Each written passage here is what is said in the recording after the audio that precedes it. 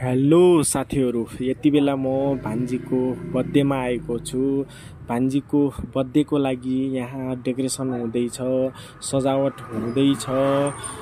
सबैले भान्जीको लागि happy birthday भनेर आशीर्वाद दिनुहोला। भान्जीले आजको दिनमा यो संसारमा पाइलो टेकेकी थिइन्।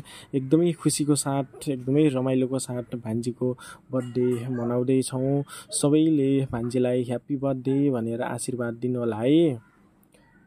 भान्जीको बर्थडेको लागि स्पेशल खानाहरू तयार भइसकेको छ। स्पेशल खाना के भएको छ त्यो म तपाईहरुले देखाउने छु। हेरौँ है त। ल खाना के बनेको छ है, सट्ट घुमाए ल। खै के बनेको छ सबैले हाई गरौ। हो ब्युटिफुल बहिनी। नेपालको यता हेर्नुस् के नेपालको फेभरेट अनि फेमस पुरी हैन र? ओ राइट भेरी गुड। यसलाई के भन्छ न, चिल्लो रोटी हैन? चिल्लो रोटी ओके। पायसम सरी मैले भिडियो यस्तो ट्युटोरियल बनाएको छु हैन, यस्तो ट्युटोरियल बनाउने हो। ठीक छ ल, ओके डन सुपर। यो पुरी देखाइदिए एकचोटी। ओके ल, एकचोटि त बोल त फेरि। अघि के भन्दै थिए? अहिले कसको बर्थडे हो रे?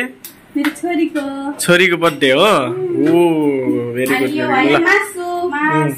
वाह मासु त बापरे मुखै रसिने तरिकाले बनाएको छ त मासु त। एकदमै वाल छ है मासु। हो सुपर भात हो। अनि यो चाहिँ दाल बन्दै छ ततिर। ओ राइट। अनि अरु स्पेशल जुस।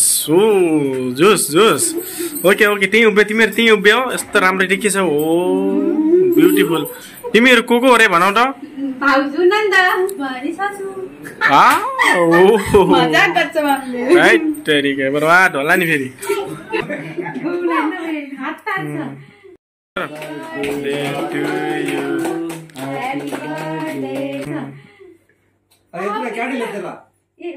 त्यो निकाल्ने भयो।